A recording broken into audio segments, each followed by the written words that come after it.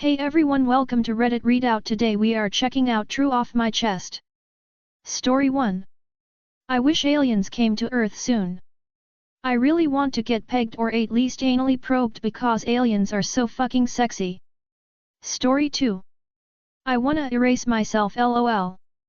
I'm crying so much while writing this because I just don't wanna deal with any more shit that goes through my head and remembering the traumatic childhood memories whenever I see my mom.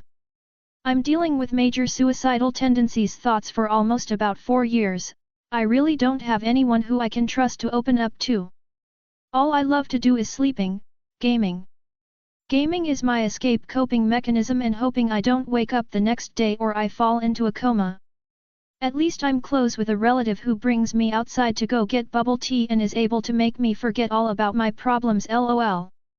I'm so scared to talk to my mom that sometimes I wish I can have a normal conversation with her without having to be anxious or scared around her and having to put up a fake smile or happy expression whenever I'm around her.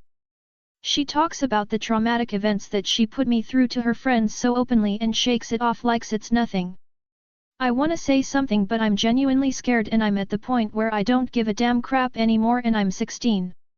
I should just be grateful that she's chill when she's sober and lets me be I guess. I wanna erase myself and not be a burden to anyone anymore. Sorry for the vent/rant. I needed this off my chest, uneasy face. Story 3. An incoherent breakup rant. My boyfriend of over 4 years recently broke up with me. This was the guy I was ready to marry and have a life with. I do not hate him, he did nothing wrong. Just a complicated situation and I need to yell about it in vague details to strangers on the internet. It has been about a month broken up and about a week in my new apartment. I am already so tired of all the advice people are giving. Time heals. Fuck him. Use this time to work on yourself.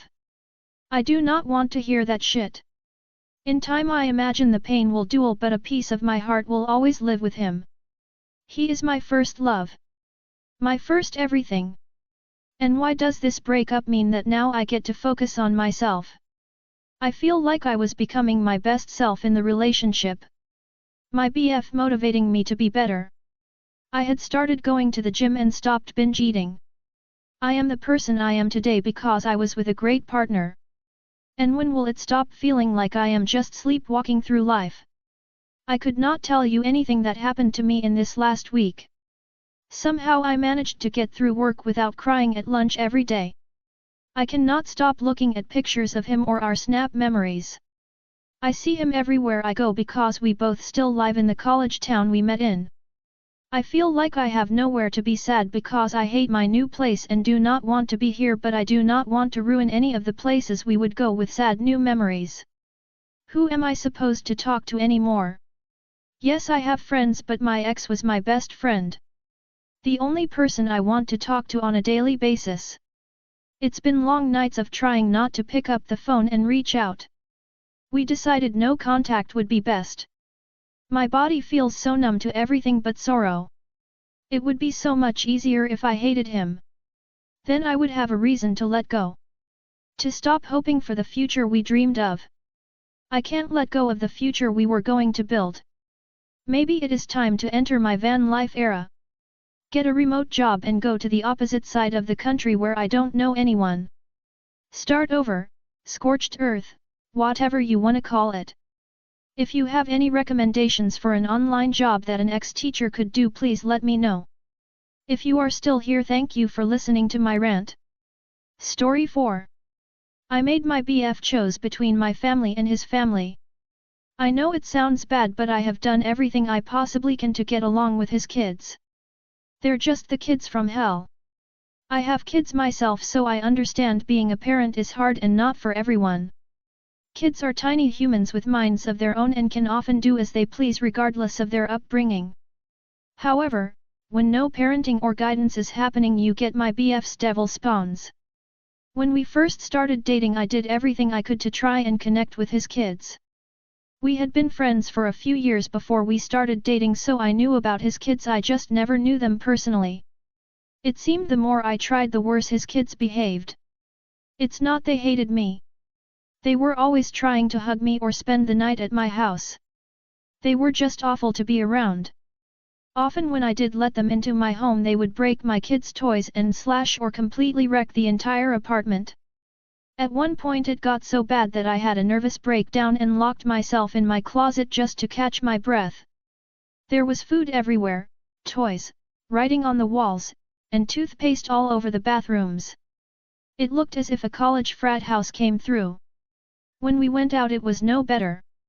They were the kids running all over the restaurant or climbing over displays in stores.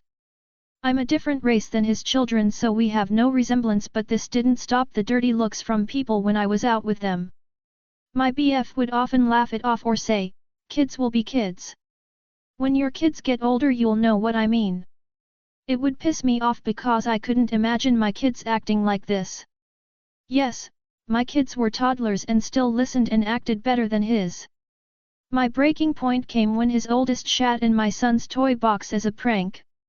I looked my BF in the eye, handed him the toy box, and told him to get his disgusting monsters out of my home.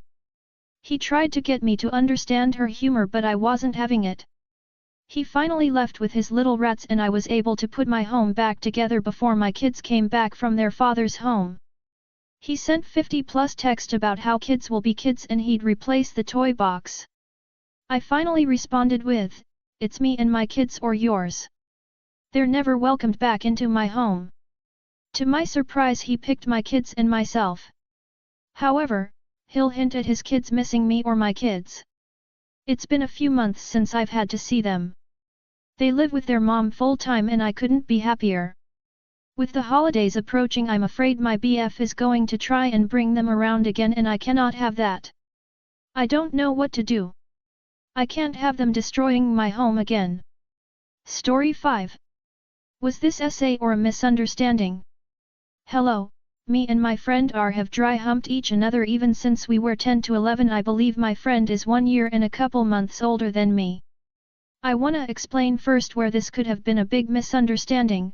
For years me and my friend had played a game, no virtual, it's more a family game where we have many different characters we both play. I believe this is the biggest reason we started having sexual incidents. Some of These's characters are dicks and assholes to other characters. Sometimes these characters hurt other characters. How exactly? Well, sexually, like SA, but in character. Here's another thing, we both didn't know what consent is, especially me. My mom was very hush-hush about sexual things. Anyway, moving on, my friend R likes kinky things like being called certain things and like being dominated. Every time we had a sexual experience together we would be in character. I believe my friend is into CNC but idk. Anyway, this is what happened. I don't really remember much. When I was 12 and they were 13 I was on top of them and well humping basically until they came, but I kept going. They told me to stop, which I don't remember. It's been a year since then so it's hard to remember. Also, this is where it could be a misunderstanding. Like I said, I do not remember them saying to stop, I just remember them moaning. I also told them to shush. I don't exactly remember why, but it might have been because we were hiding this from their parents and didn't want to get caught. Bed is really loud. After a bit I got off and I don't remember anything after. I didn't even know it could have been SA until a year later. It couldn't not get out of my mind and me and them talked. It's been months since then and I believe I SA'd them. Now hey, race another situation. This time they were topping me. They were 15 and I was 13. I told them to wait at one point several times. They didn't listen. I don't think they meant to, or maybe they couldn't hear me. Both of us have talked and we think both incidents was a mistake and misunderstanding, not knowing better and etc. Please tell me your opinion and have a great day. Story 6. I'm sleeping with someone's GF every night. I've been renting a room in this apartment of 2 people, a lady whom my parents know, complicated Asian extended family type of thing, away from my country for my studies. Unfortunately, her husband just passed before I moved in. She has been introducing me to people that I'm family, and I do feel like it's a family instead of having a landlord/tenant relationship. Her daughter, who has the same age as me, has been really nice to me, kinda extra nice actually, but it may be my introvert self that isn't used to this talking. She has a BF that slept over on her mom's birthday earlier last week. Enough of the context, here comes the issue. She's been snucking into my room to sleep on my bed, with or without me on it. At first, I thought she's just being extremely casual, but lately, we've been sleeping together and we actually hugged each other to sleep, cuddling. I'll admit it feels really nice and I just don't wanna mention the fact that what her BF may think about this. Lately, I've been feeling pretty happy whenever she snucks into bed, but I've also been feeling kinda guilty. I know it's selfish but it's just too nice.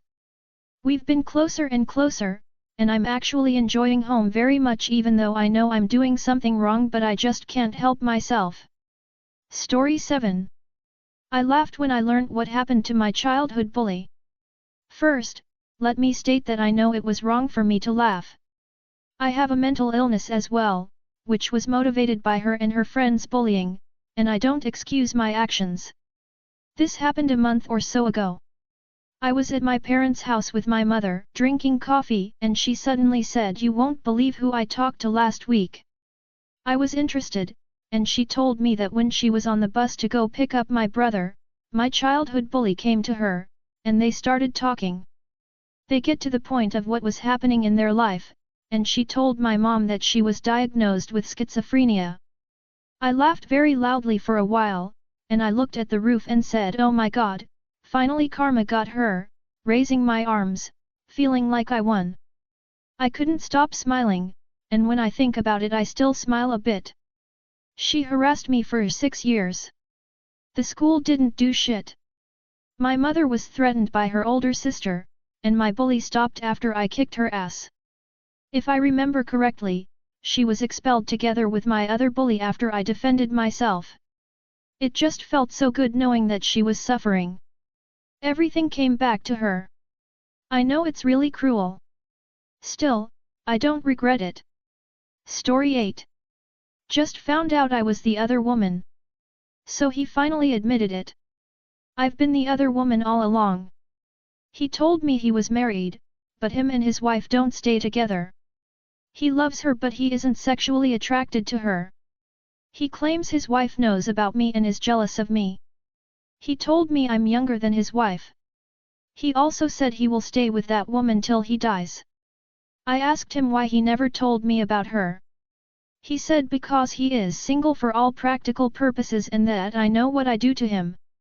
I feel disgusted and sick to my core. I never wanted to be the other girl, the girl who was a cause of wrecking someone's home. I think he probably told me this because he wants to dump me and doesn't have the guts to do it himself. It makes me super mad to think he can walk away from this unscathed. I'm also questioning everything. How did I end up with a guy who made me feel like the world but was in love with someone else? I didn't deserve this. I asked him why couldn't he be honest with me earlier. He said he just wanted to prove a point with me, and still went on to sexualize me. I hate him. I want him to burn any fantasies he has of me. He doesn't love me, because no one can love two people at the same time. How do I heal and move on from this?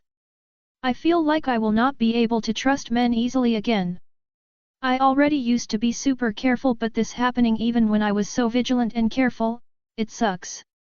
Why did he involve me in this sick game? What is wrong with men? That's all for today. Please don't forget to like and subscribe.